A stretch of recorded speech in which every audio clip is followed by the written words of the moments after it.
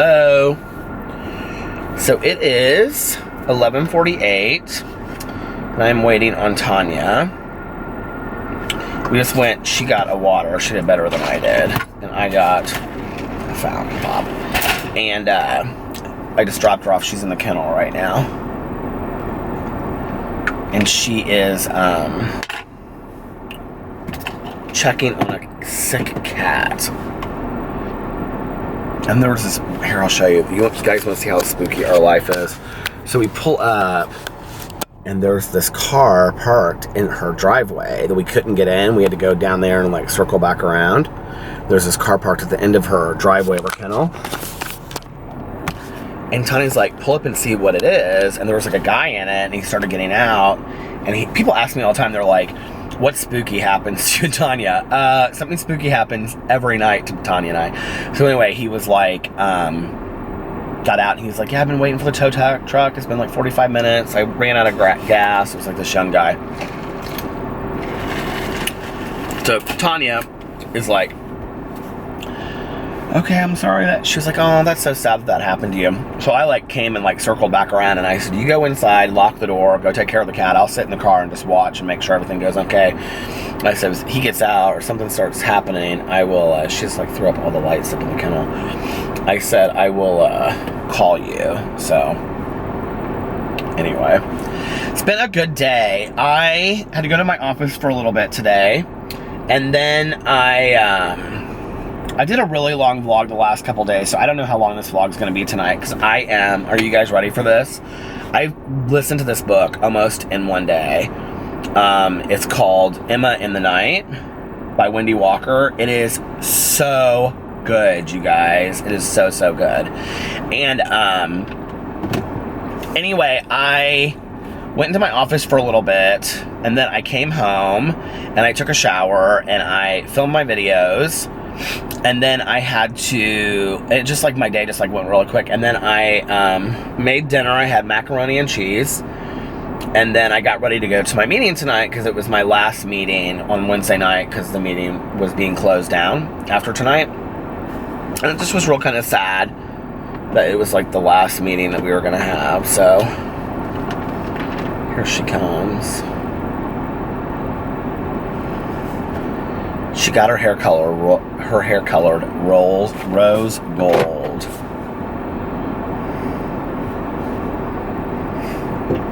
It smells like it's burning. That cat's not, I don't think. You're on candid camera. Gonna make it. You want to show your hair? It's so pretty. Hey, girl. Hey, girl. Hey, girl, hey. Look at that. Have you ever tried this lip pumper stuff? Mm-hmm. Do you like it? Yeah, like I buy it all the time. Say hi to everybody. And then I'll turn it. Where are you going? I'm gonna get you. Say hi. Hey. I did a Q&A today, and I got 3 questions about us. How long we've known each other, how did we meet, and I can't remember what the other question was. Well, he boarded his dog. That's how we met. Yeah. All right, well, I'm gonna shut this off. I'll come back in a second. Oh my God, why is it so close up to us? Bye. Say bye. Bye-bye. Filming you. Shake your butt. Look how pretty her tree is. Say bye.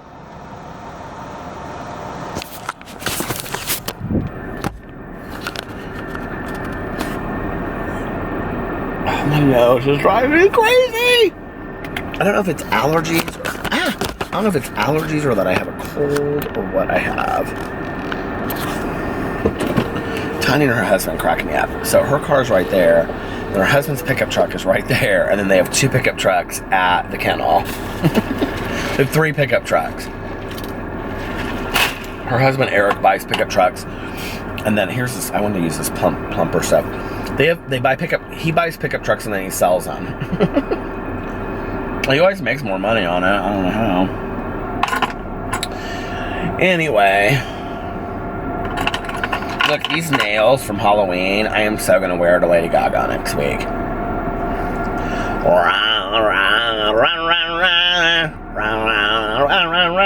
We're leaving at 4:15 on Monday. That's going to be real fun. I'm going to have to get all my stuff done real early that day. I'm so excited to go see Gaga.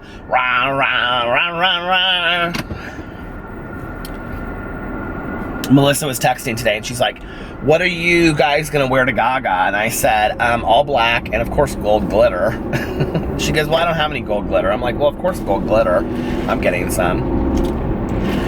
I'm gonna get those gold tattoos and put them on my face, I think.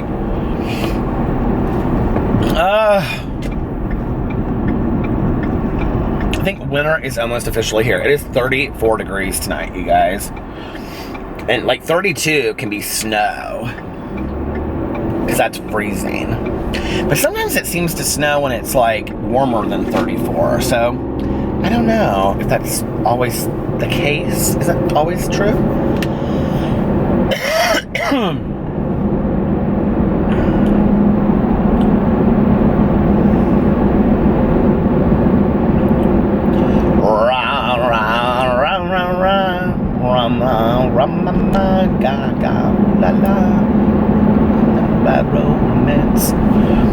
So yeah, I went to my meeting tonight, and it just was kind of sad. It was kind of like, I don't know. I talked about this yesterday on my vlog, that I don't do well with endings, and so the fact that, like, you know, that this meeting was like ending just kind of, I don't know, made me sad. It's like a meeting that I've consistently gone to every Wednesday night for 2.5 years, and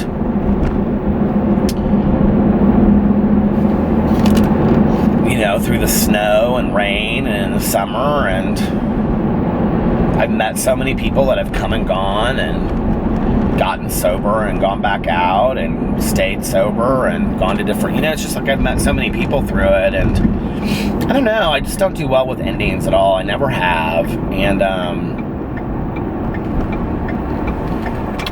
I'm not somebody that can ignore them either, if that makes sense. Like, I can't just ignore endings, like, to things. Like, I can't just ignore that, like, it doesn't mean anything, you know? I so yearn for things to mean something in life and in the world, and,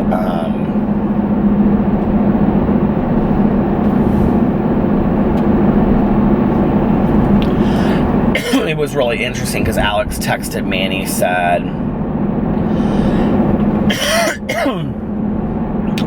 right as I was getting to the meeting, he said,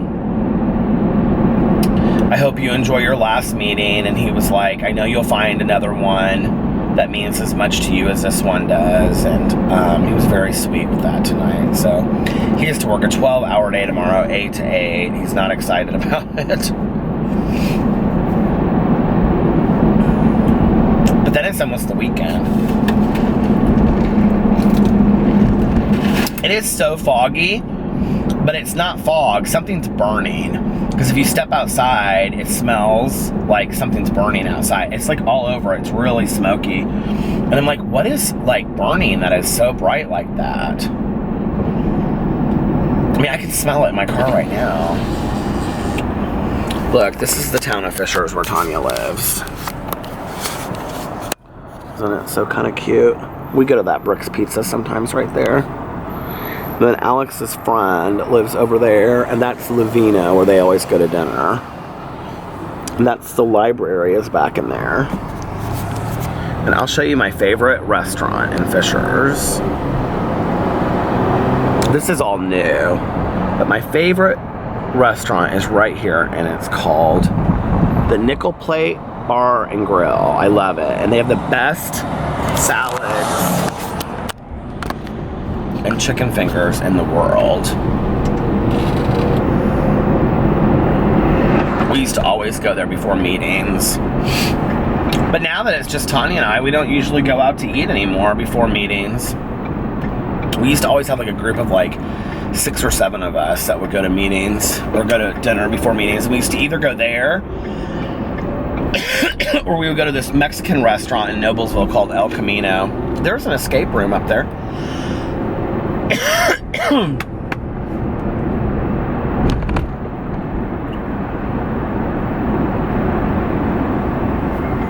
I'm getting ready to go through the bank. Oh, there's that new Verde restaurant that Alex was telling me about. I'm just seeing all kinds of stuff. All right, I'll be back in just a second.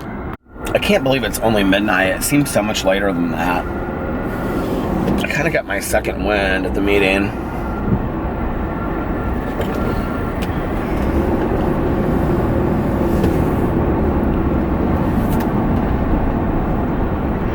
I just want to say to the people out there that message me thanking me for talking about my sobriety. You know, when I started doing this vlog, I knew that I was going to talk about it in some capacity, but it's really hard because, like, I wish I could talk completely unedited. And what I mean by that is that there's a set of traditions that I follow for the 12-step program that I go to. So, like, there's a certain way that I say things, and I sometimes wish that I could speak just completely unedited. But when I started doing this vlog in January, you know, I knew there were things that I couldn't do, that there would be a lot of friends of mine that wouldn't want to be in the vlog because of how they knew me through sobriety. I couldn't ever film going to meetings. I mean, I couldn't film, like, being in the parking lot. I couldn't film, like, meeting places, you know, all that kind of stuff out of anonymity. And I kind of was like, how am I going to talk about this and be honest, yet abide by these things that I have been taught in my life through sobriety? And, you know, I get more messages and emails from people regarding sobriety than anything else. I mean, literally like 90 to 10 or 80 to 20% is always about, thank you for sharing your story. I relate so much to what you're saying. Or, you know, my brother got sober and his story is similar to yours. Or I'm going through this. Or I've been sober 7 years. Or I've been sober 30 days or whatever. And, you know, I don't know how to explain it any bigger than that, any different than this, but it's taken my sobriety here and put it on a bigger level that I feel like I'm part of something bigger, if that makes sense. Because now it's not just people in Indianapolis that I know, or from having gone to conventions and things like that. It's like I know people worldwide that are sober and are trying to stay clean and sober from addiction. And you guys don't realize the gift you give me back by letting me know that, by just sharing my story and sharing my life and all of that, that I've, like, impacted somebody in some way. And, you know, it's not just, I want people to know that, like, part of, like, the message that I want to get out there is not just that I got sober, you know, or that I've stayed sober for a long period of time. I'm very proud of those things about me. But the other piece that I want someone to know is that you can have a great life sober. You can have a lot of fun sober. You can meet somebody and marry somebody that maybe isn't sober, you know? And that I'm a believer that the desire has been lifted from me. Therefore, I can go places where alcohol is. I can go places like weddings and parties and bars sometimes if I know what my motives are for being there, that I'm not going to be tempted. You know what I mean? And I want people to know that. Like, I get a lot of questions about Alex drinking, and people are like, does Alex's drinking bother you? I'd be a liar to say it never bothers me, you know? There are times that my husband has a little too much to drink, maybe at a wedding or something. You know, there was one night when we were on vacation, and I told him, I said, I want you not to drink a whole lot on vacation because I want to enjoy it with you, and he didn't. Like, and when we went to Cancun, he really didn't. But one night, they had this mixologist. Well, you know, okay, so here's the story. So Alex got in the pool one day, and he became the good friend, the good gay friend to all of these women that were there, that were probably 50 years plus. And they just sat there in the pool all day long, and they kept on delivering drinks, and I just knew it was going to be that day, you know?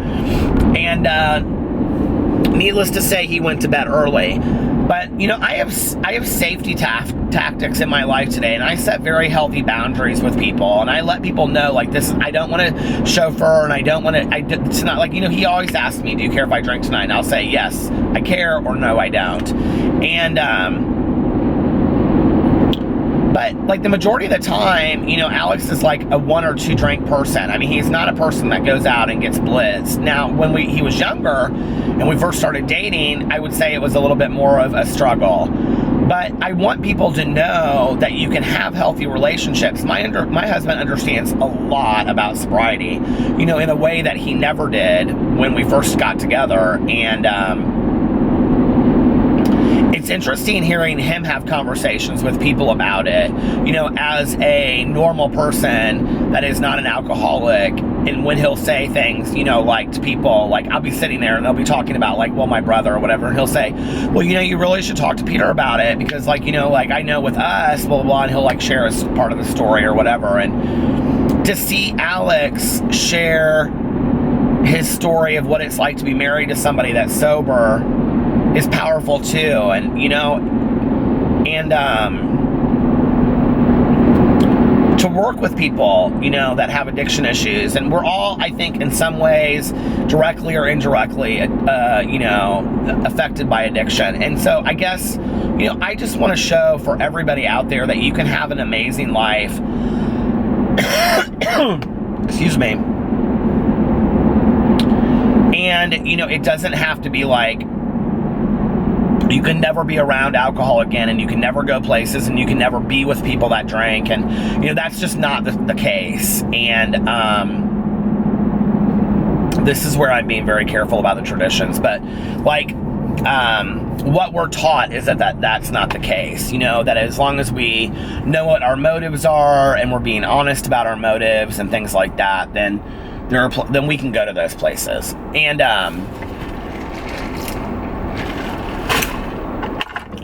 but I'm so thankful that you guys allow me into that journey with you and let me know. I don't know, it's just, it's overwhelming at times. I get so many messages from people that are like, let me tell you my story. And I don't know how other people were, but when I first got sober, I wasn't telling nobody my story. I didn't trust you. I didn't know what you wanted from me. I didn't know why would you want to know these things from me? Who are you? You know, it's so funny that I get on camera now and I tell the world about my life, because I can tell you at 22 years old, getting sober, you know, when I had to like tell my sponsor my deepest, darkest secrets, I wasn't going to do it. I was like, who are you? I don't know you. Why do you want to know my shit? What are you going to do with it? Who are you going to tell? You know, what if you use and go back out there and then you tell everybody what you know about me? You know, it was all about that kind of stuff. And it's so funny when I look back on that. And now I'm just like, who'd care anyway, you know, about my silly stuff? Because it's just not that big of a deal anymore, you know? And I'm willing to share it if it means that somebody else can grow from it and learn from it. And I really think that that's behind the statement of turning our wounds into wisdom, you know, is when we're really willing to take what's happened to us, and that doesn't have to just be about addiction. You know, that can be about being in horrible relationships, or being raised by narcissistic parents, or being raised by, you know, parents that were alcoholics or addicts, or being in abusive relationships, being sexually abused. You know, it can be having eating disorders, you know, having depression, whatever your story is. To share that with somebody else that's going through that is super powerful, because it's identification. And then what that means is that they can identify with something that you're going through, and you're allowing that person, yes, see, now if they've done it, then I can do it too, and I can make it through to the other side, see? And that's the reason why support groups work so well, because, you know, it's one person talking to another that has similar issues. And I just think it's a really, really powerful thing. And that's why I always say we all have our stories, no matter what your story is. And your story doesn't have to be, you know, like super profound. And, you know, it doesn't have to be, you know, like, well, I was raised in a commune by, you know, all these different people. I didn't know who my parents were, and I was sexually abused from the age of 2 to 15. I mean, that doesn't have to be your story, you know. Your story could be, I was the middle child, and I just never felt like I was very important, even though my parents gave gave me lots of love and attention. I just didn't know my own self-worth, if that makes sense. And that could be your story, you know, being a middle child.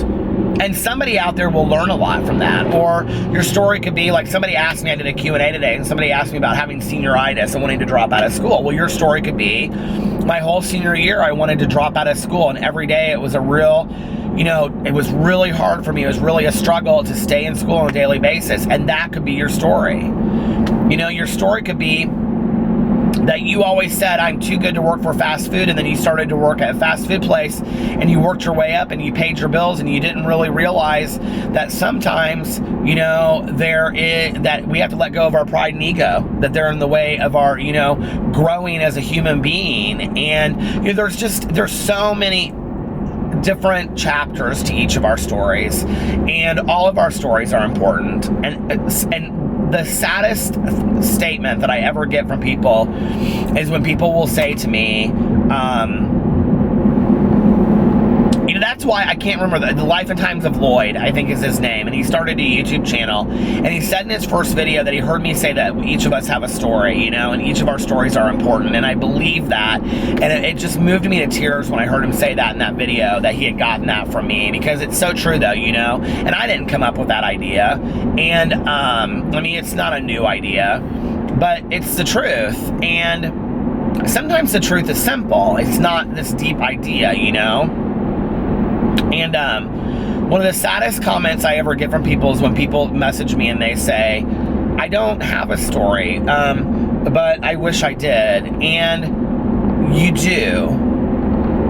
And maybe that's your story, and feeling that you don't have a story, you know? Maybe your story is feeling that... What is Tanya texting?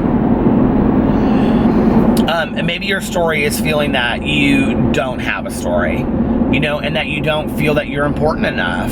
And wow, how many of us have felt that way? I have felt so many times that my life is so boring and unrelatable, and who would care, and, you know, on and on and on. And it was interesting today because, I don't know if some of you guys saw this tweeted out, but Keemstar from Drama Alert reached out to me, and he asked me if I want to be part of his drama team of, like, you know, tips and whatever. And I was real excited about it, and then he tweeted it out, and I got a lot of congratulations, but there were a few people in there that tweeted and said, why would you want this guy? He's so old. And, you know, and it's interesting because, like, as being an older YouTuber, I think that one of the things that a part of my story is that age does not define who you are, and you can accomplish anything.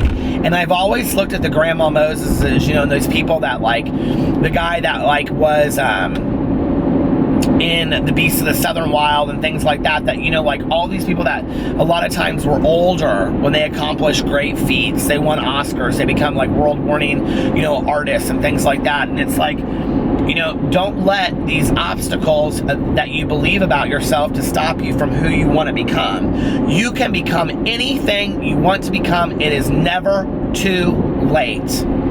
And, you know, I think for me, I have to realize that when there's something that I feel like I can't become, I'm the one standing in the way of my dreams. I'm the one that's standing in the way of me accomplishing anything that I want to accomplish, you know? And so this whole YouTube journey has been very interesting to me, because it's like I make a video, and then somebody watches it, and then somebody comments on it negatively or positively, and then I respond back in some kind of video form, like later it'll make me think about something. And so it's like this constantly open dialogue, especially on this channel, this constantly open dialogue and conversation that we're really having, and it's very cool to me. I love it. It's like, there are so many people, I think, that don't know that, like, there's two people like Dean's Girl and Jennifer Cahill. I know that they leave me very long comments on my vlogs, and a lot of people do, but especially you two, so girls, you know, but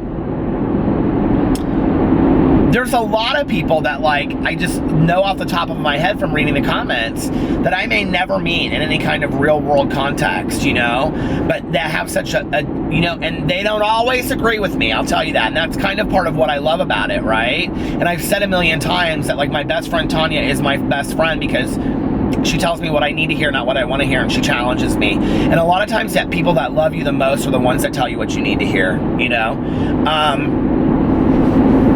A few months ago, it was like a month ago, when I kind of made the comments out of that were like, they weren't educated. And a lot of people, I think, really struggled saying something to me about it. Well, I needed to be told. We need to remain teachable. And that's what I love about this YouTube thing, is that, like, it's such a growth experience for me on each side, like, it's not just about this, I make a video, I post it, and then it's done. It's not. It's like, I post a video, I put it up, and then I read your comments, and I think about them, and then that affects the next video that I make of what I'm talking about. And, this Zach guy commented on my vlog. It really touched my heart today, like, really, because I was getting a lot of negative comments from people that, like, love Keemstar. And I knew, okay? I knew the comments I was gonna get. I thought it was really cool that he asked me to do it. So whatever negativity I get as a result of that, I'm okay with. You know what I mean? Like, it's the price you pay. But on the heels of that, Zach had tweeted me, and he said something to the effect of, and he's somebody that watches all my videos, and I really appreciate it, Zach, so thank you. And he said, your vlog the other night got me really teary-eyed. And he said that he was gay, and that he hoped that if he grew up, that he was just 1/10 of who I am as a person, then he would feel successful. And I thought, I wish you knew who I was at the end of the day, in the dark, when the lights are turned off and I'm getting into bed with my dogs, because I'm just really not that confident, and those statements that you guys give me just really build me up, and I really appreciate it. And I don't have a mom around anymore that tells me all of the nice things, I just don't. And other than my husband, I don't have a lot of nice people. I don't have a lot of people in my life that tell me nice things about myself. And I think we all need cheerleaders in our corner, I think we all deserve attaboys, and I think we all deserve to hear you're good enough. And I don't think we hear it enough, I think the majority of us get to hear it enough. And the reality is, one of the things I've really learned, and maybe it's excuse me, in the context of YouTube, is that there are a lot of really lonely people out there. And I get very lonely at times too. You guys know I talked about it on here, but I think that a lot of people that don't have a lot of people in their life, they go to work and they come home, watch YouTube videos a lot. So that's why I mean, like, in that context. But I can't tell you how many people that reach out to me and say thank you so much for your vlogs and stuff, because, like, at the end of the day, I don't really have anybody else to talk to, and I listen to your vlogs and I feel like I'm listening to a friend. Do you have any idea what kind of a compliment that is? Like, seriously, like, I'm just some dude that drives around in a car and records myself. I don't know that you guys have any idea what that means to me on a level that 2 and 3 times the amount of people that I went to high school with watch my vlogs on a daily basis and feel like I'm a friend. Like, I'm so grateful for that. I'm so grateful for you guys out there watching my vlogs and just making me feel important. And if I don't post a video, you guys are like, where's the vlog? Which cracks me up. And I'm, like, getting kind of teary-eyed out of joy, not sadness. But, like, I'm just, like, coming up on this year of doing this vlog and a lot of endings. And I'm not ending this. You guys know I'm continuing it. You can't stop me from doing this, but I'm kind of looking back on the last year and all the things, and, me changing computers and being afraid how I was going to upload it. That was a bigger deal behind the scenes than you guys will ever have any idea. And, like, my husband being like, well, Peter, it's really easy. This is what you do. And Dustin Daly laughing at me on the phone as I'm like, girl, I don't know how do I do this? How do I do this? And he's, like, telling me, and Alex is texting me, and I'm, like, so confused, and I'm so afraid I'm not going to be able to put a vlog up for that day, and all all the comments and, you know, all of the, I don't know, it's just been so cool, you know? And I think what's interesting to me out of my booktube channel, my drama channel, I mean, this channel really, in comparison to my booktube, which is where I started, and my drama channel, views-wise and subscribers-wise, does the worst out of all three. And yet, I feel like this is the channel that most people relate to the most. And what's really crazy is that, like, when bigger YouTubers, like, watch my channel, and, like, or, like, I'll see it, like, in the back of their video or whatever, it's always this channel that they're watching. And that, I love that. I love that because this is totally me, raw and unedited. You know, this is Peter Monn. This is who I am. And, what more to ask than being allowed to be who you are and having people be interested in that? I just think it's the coolest thing. So I think that's actually a really good place to end tonight. And I'll let you guys have a short vlog for once so you have something to catch up on. I love you guys. Seriously, I do. Talk to you later. Bye.